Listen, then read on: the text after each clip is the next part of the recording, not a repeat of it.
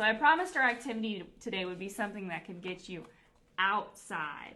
So what we're going to do is we're going to make nature names. We're going to decorate our names, this is my name right here on this piece of paper, with things we find outside. So as a family, you can go outside and just wander around your yard, or if you want to go to the park, but you probably can find plenty of stuff around your yard. You're going to look for just little pieces of plants, just different things that you collect.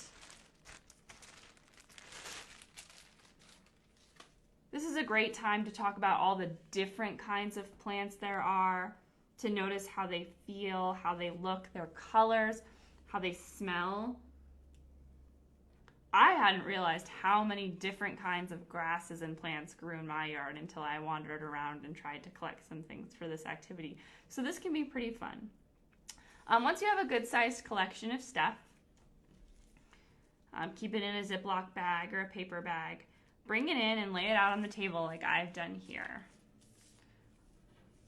Then your child or a grown-up, depending on how comfortable they are with writing their own name, should write their name in nice big letters on a piece of paper, like I've done here with my name.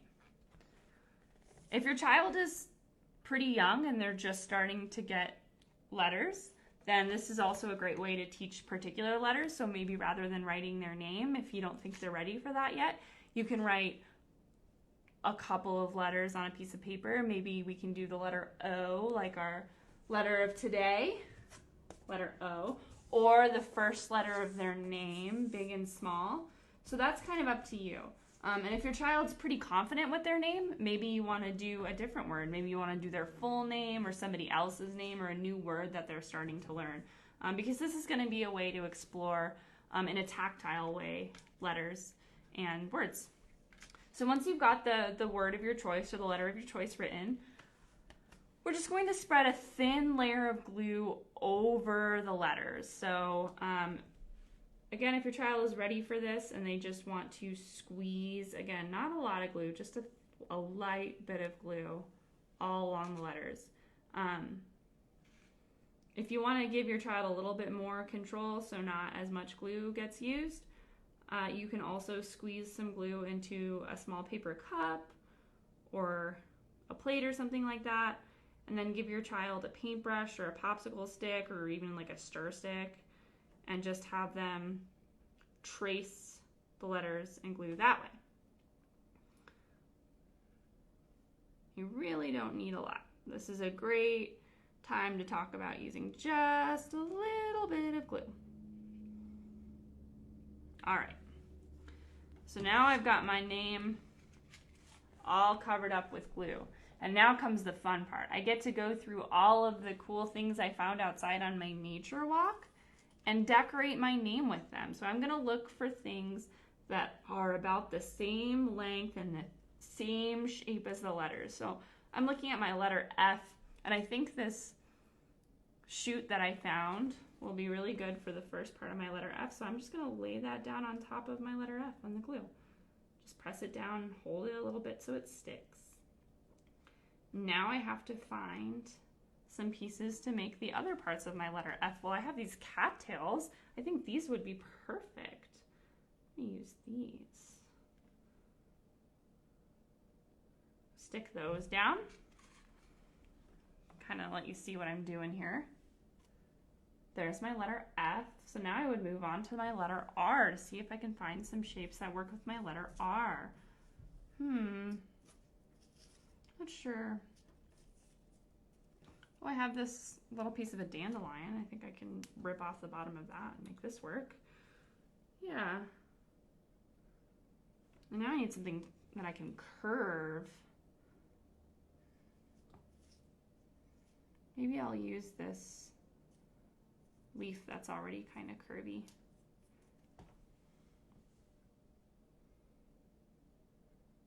Oh, now I've got my R covered.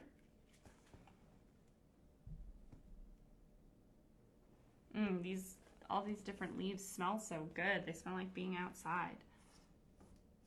So you can keep going like this until you've got your whole name covered.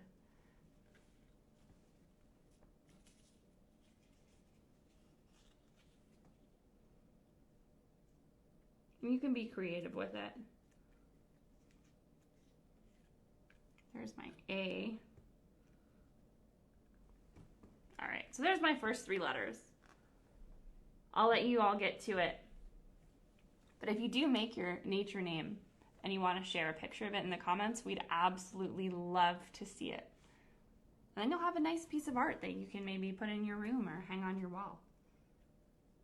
This is also a fun activity to do at different times during the year, because you can see what kind of the differences in the things that you find around your yard. And even something that looked one way before will probably look a little bit different if you repeat it again in September or October. So I hope you have fun exploring your yard or exploring around outside and looking for pieces, and then making your nature name art. Thanks for tuning in this week. As a reminder, we will be live in person on Wednesday at Veterans Memorial Park for Storytime. So if you'd like to join us, we'll be there at 10 a.m.